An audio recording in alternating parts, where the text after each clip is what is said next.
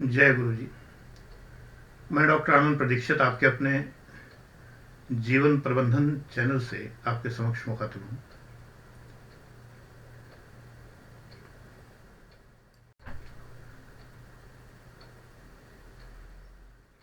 बच्चों, आज एक बात बताना चाहता हूँ। बताता तो रोज ही हूँ बहुत सी बातें। आज एक अद्भुत बात बताना चाहता हूँ। मैं कभी बाबाओं के आश्रम में नहीं गया, छोड़ के आशु जी महाराज के, लेकिन आज एक अद्भुत घटना हुई। मैं बाबा नीम करौली को जानता भी नहीं, उनके विषय में मैंने कभी पढ़ा भी नहीं, बस हल्का फुल्का नाम कहीं सुना।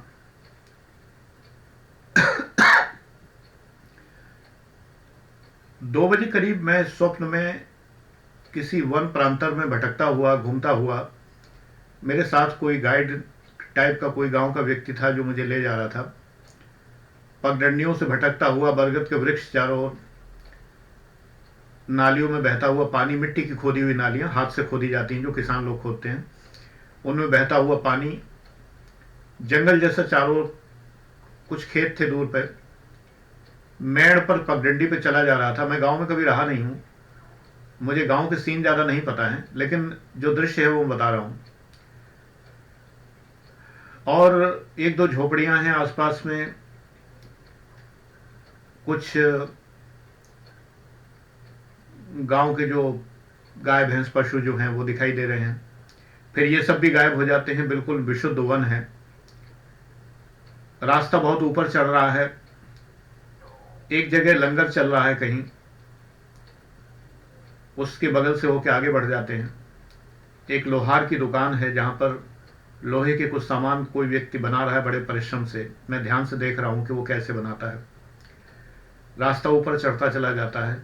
एक मकान है 2 मंजिला, उसका पूरा चक्कर लगा के, लगभग 3 तरफ चक्कर लगा के फिर एक पगडंडी निकलती है, और फिर एक कोना जैसा दिखता है। पर्वत के फुटहिल है, पर्वत शुरू हो चुके हैं। वहां पर एक कोने में एक बड़ी सी जगह है, करीब होगी 1001 गज के आसपास की। उस जगह में वो उसके फूल लगे हुए हैं। बुरंश होता है क्या है जो पहाड़ों पे होता है, उसके फूल वगैरह हैं। वृक्ष हैं, कुछ पहाड़ी वृक्ष हैं। एक दीवार सी है, 3 तरफ खुला हुआ एरिया है। मुझसे एक व्यक्ति कहता है कि 3 तरफ घेरने के लिए एक पर्दा लगाने की जरूरत है। एक नारंगी रंग का पॉलीथीन यहां अगर लग जाए तो बाबा जी को विश्राम करने में आराम हो जाएगा। मैं किन्हीं बाबा के आश्रम में जा रहा हूं। मैं ढूंढ के लाता हूं एक बहुत बड़ा सा पॉलीथीन, जिसको चारों तरफ से मैं अपने हाथ से फिट करता हूं। फिर एक व्यक्ति आता है, वृद्ध, वो कहता है कि ये बकरी है, इसको चारा खिलाओ। चारा भी रखा हुआ है, मैं उसको चारा खिलाता हूं। हालांकि मैंने कभी ये काम किया नहीं है, मुझे कोई अनुभव नहीं है। मुझे लग रहा था कि मुझे काट खाएगी।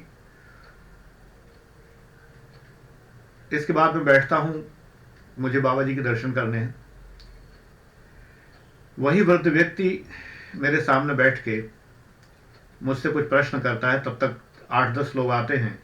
बाबा जी प्रणाम कह के उनके चरणों में। मैं कहता हूँ बाबा जी ये हैं। वो कहते हैं यही तो बाबा जी। मैं भी साष्टांग प्रणाम करता हूँ। वो मुझे आशीर्वाद देते हैं। स्वप्न टूट जाता है तुरंत। मैं रात को जब उठता हूँ तो मैं एक बार मुंह धोता हूँ, हमेशा फिर सोता हूँ दोबारा। मैंने मुंह धोया, दोबारा सोया, मैं दोबारा उसी स्थान फिर पहुंच गया। Episode begins once again. Picture अभी बाकी है मेरे दोस्त, वो वाली बात हुई। बाबा जी तो अंतर्धान हो चुके थे, और मैं उस रम्य मनोहर वातावरण में बहुत अच्छा फील कर रहा था। मुझे कुछ खाने के लिए कहा गया, जो कि उस आश्रम का प्रसाद था। काफ़ी चीज़ें थी वहाँ। मैंने अपनी पसंद के पहाड़ी फल जो होते हैं, स्वप्न में भी देश काल परिस्थिति का पूरा ध्यान था। खुबानियाँ जो होती हैं, खुबानी कहते हैं जो, वहाँ के लोग लोकल में खुमानी बोलते हैं, वो खुबानियाँ थीं। मुझे बड़ी पसंद है, मैंने खाई। कुछ पहाड़ी स्त्रियाँ दूर पे गीत गा रही थी बाबा जी के भजन जैसे। गढ़वाली भाषा थी शायद, मुझे समझ में नहीं आ रही थी। इसके बाद आधा 1 घंटे स्वप्न चला होगा। मैं वापस आया स्वप्न से, आँख खोली, ब्रश किया, सुबह की दवा खाई, पत्नी से चाय के लिए कहा, आके बैठा और नियमित रूप से व्हाट्सएप और यूट्यूब और फेसबुक के कमेंट्स देखने लगा। विनय वशिष्ठ जो मेरे बहुत प्रिय शिष्य हैं, उनका व्हाट्सएप पड़ा हुआ था। उसमें बाबा नीम करौली के बारे में एक वीडियो था यूट्यूब पर।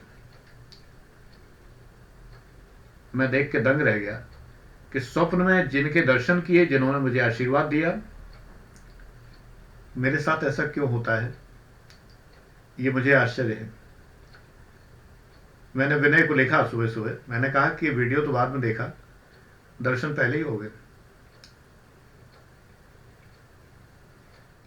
अब ये एक संत के दर्शन है। आईएएस में निबंध भी आया था, एक संत के प्रथम दर्शन। मैं तो स्वप्न के आधार पर ही लिख सकता था। तो बेटा, कभी कभी ऐसा भी होता है। मैंने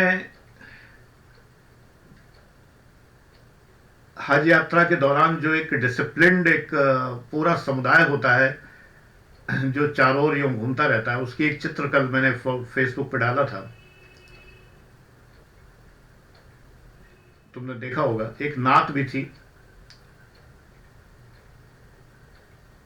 उसी से रिलेटेड, उसी से लिया गया चित्र था वो। मुझे बहुत ही अनुशासित समुदाय लगता है वो, हालांकि भगदड़ एक बार हो चुकी है वहां, लेकिन फिर भी मुझे वो दृश्य बहुत ही अद्भुत लगता है। तो मेरे किसी व्यूअर ने कमेंट किया था कि गुरुजी आप लेकिन वहां जा नहीं सकते। नहीं बेटा, मैं जा सकता हूं। अगर अल्लाह चाहेंगे तो स्वप्न में मुझे घुमा देंगे वो स्थान, और मैं संतुष्ट हो जाता हूं। देखो बेटा, कहीं हम हो आते हैं अगर, तो वो मेरे लिए स्वप्न ही तो हो जाता है। अब मैं अगर द्वारकाधीश गया, द्वारका गया, द्वारकाधीश तो यहां है, द्वारका गया, तो अब मेरे लिए वो स्वप्न ही तो है जो मैं वहां घूमा, जो मैंने वहां देखा, बेट द्वारिका या जितनी चीजें देखी। या मैं रामेश्वरम गया तो वहां जो मंदिर देखा, मणि के दर्शन किए, अब मेरे लिए स्वप्न है। तो अगर मैंने स्वप्न में भी देखा, मैंने तो गिरिराज जी की परिक्रमा स्वप्न में प्रारंभ की। मैं हमेशा एक मंदिर देखता था जिसके द्वार पर प्रसाद स्वरूप बहुत सारा प्रसाद रखा हुआ है, श्वेत प्रसाद सभी, जैसे गरी के गोले के कतरन या श्वेत प्रसाद जितना भी है, बताशे, चरणामृत, मखाने, श्वेत दुग्ध, दही, जितना भी सफेद रंग का पूरा प्रसाद भरा पड़ा, पूरा कुंडी से भरी हुई है। आज भी वो स्वप्न आता है मुझे, और मैं उसमें से, पुजारी मुझे अंजुलि में प्रसाद देते हैं, वो मैं यूं हाथ फैलाता हूं और मुझे देते हैं, और मैं सीधे सीधे बिना वेट किए हुए पी जाता हूं। बिल्कुल ऐसे ही मुझे गिरिराज जी की परिक्रमा के पहले मंदिर में जब मैं दर्शन करने गया तो वही दृश्य मुझे मिला। मैं पानी में डूबा हुआ मंदिर देखा करता था और स्टीमर से यात्रा देखता था, वो द्वारका जी में मुझे दिखी। वही स्वप्न, डेजावू कह सकते हैं इसे, लेकिन कुछ तो है, कहीं तो है। Something is there. मैं हर समय सोचता हूं, सांसों की माला पर निस्दिन जपूं तेरा नाम। तो जब हर समय जपता हूं तो वो कहता है कि कुछ तो दे दो इसे।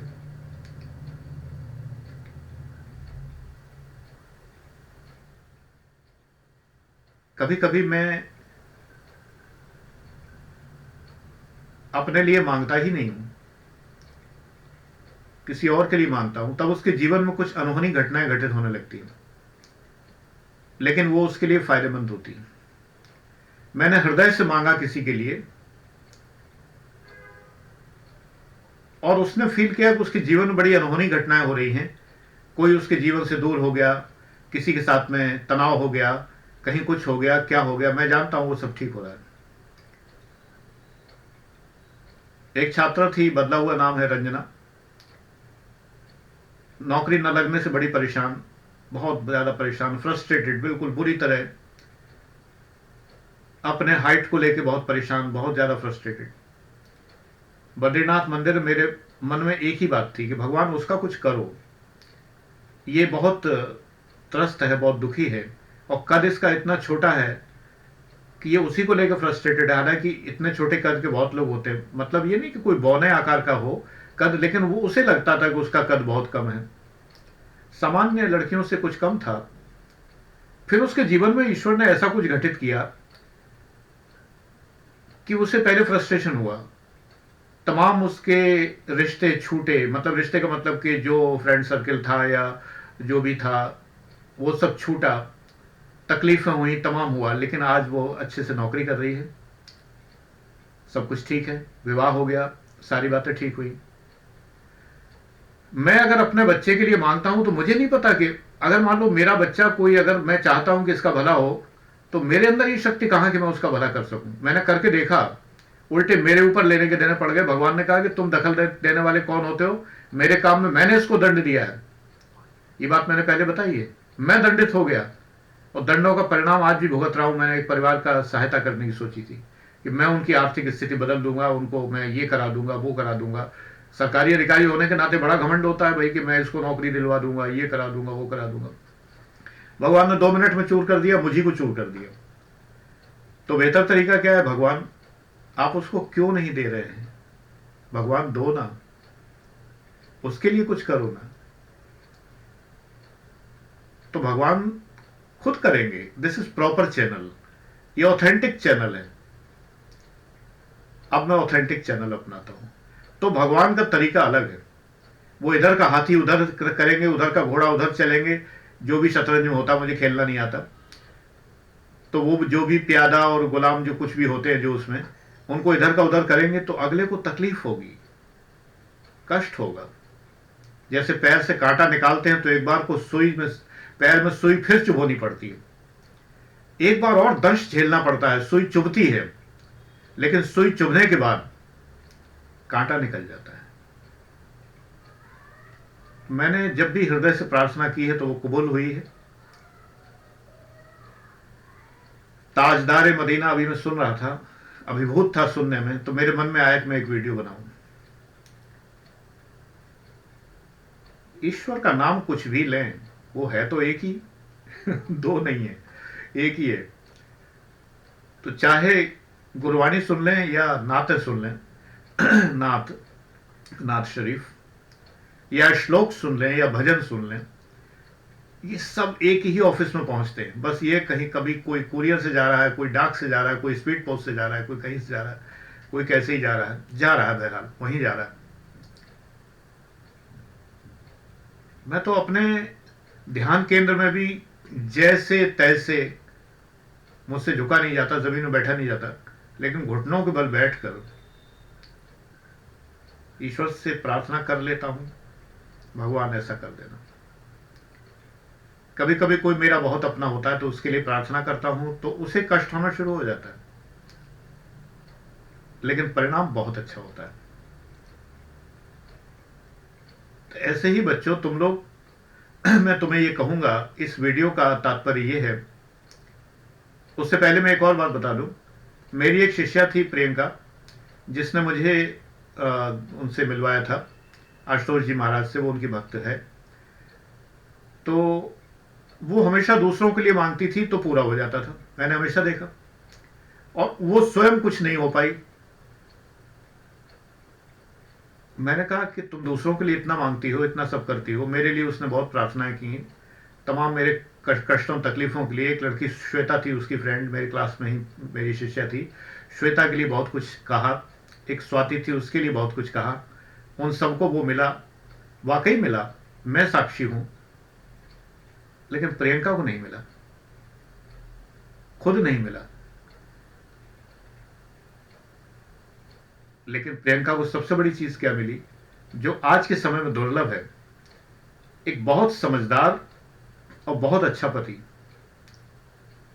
जो आज के समय में पूर्णतया दुर्लभ है। मैं मानता हूं नौकरी ना मिली सही, लेकिन उसको घर मिला, और ऐसा घर मिला, प्यार करने वाले इन लॉज, और बहुत ही समझदार पति। जितने बच्चे मेरे यहाँ पढ़े हैं, जितनी लड़कियां, उनमें केवल प्रियंका ऐसी है जिसका पति जो मुझे मानता है और मेरे संपर्क में भी है वो लड़का। मैं उसके लिए दुआ करता हूं हमेशा। बाकी बहुत, वो शायद कोई भी नहीं है कि जिन बच्चों के, जिन लड़कियों के पति मेरे कांटेक्ट में रहे हों,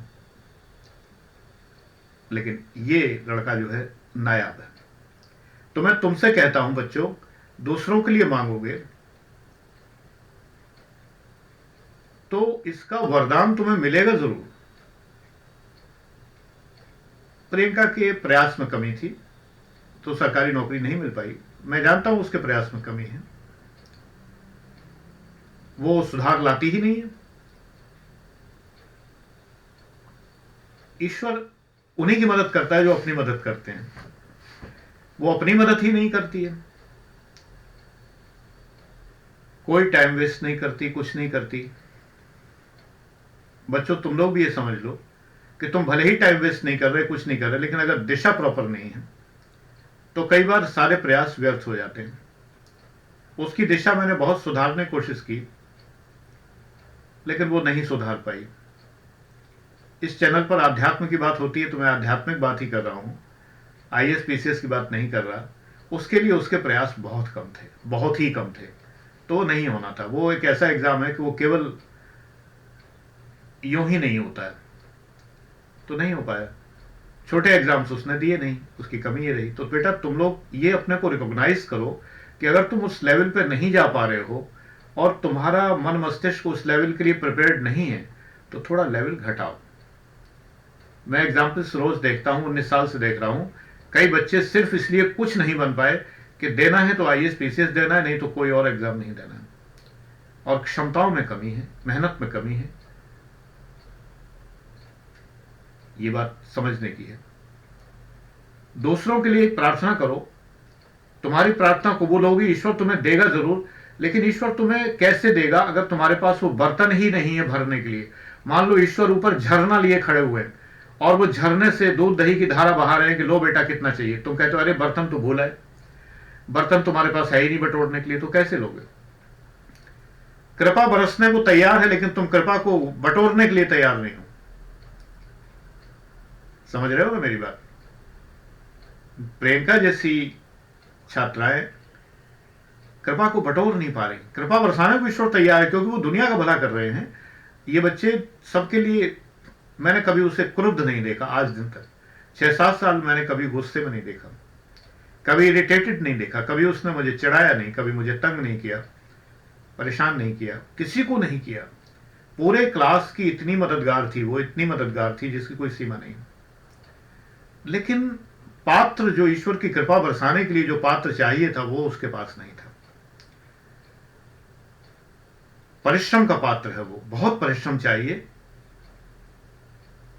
और उस परिश्रम में बहुत समझदारी चाहिए। सज्जनता का पुरस्कार अलग है और परिश्रम का पुरस्कार बेटा अलग है। सज्जनता का पुरस्कार एपीएलएम चैनल पर मिलता है और परिश्रम का पुरस्कार बीटीपीयूपी चैनल पर मिलता है। ये समझ लो। तो मेरे बच्चों बस ये समझ लो, परिश्रम भी करना है और ईश्वर की कृपा भी प्राप्त करना है, दोनों मिलाकर सिलेक्शन होते हैं। केवल जीवन बहुत अच्छे ढंग से व्यतीत तो एपीएलएम की बातों से ही हो जाएगा, लेकिन अगर नौकरी भी चाहिए तो बीटीपीयूपी फॉलो करना पड़ेगा। समझ में आया ना? आ गया होगा। God bless you.